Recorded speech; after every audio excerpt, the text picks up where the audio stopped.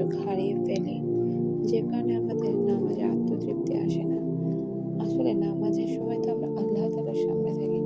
তখন যদি আমরা মনোযোগ না দিতে পারি, কিভাবে আমাদের মধ্যে সন্তুষ্ট আসবে? আমরা কিভাবে আত্মতৃপ্তি খুঁজে পাবো?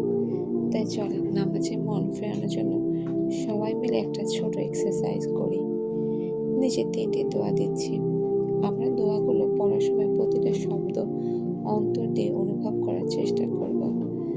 আমরা খেয়াল রাখবো যে আল্লাহর কাছে ২ হাত তুলবার সময় আমাদের অন্তরগুলো কি নরম হচ্ছে, চোখ দুটোতে কি আর্দ্রতা হচ্ছে।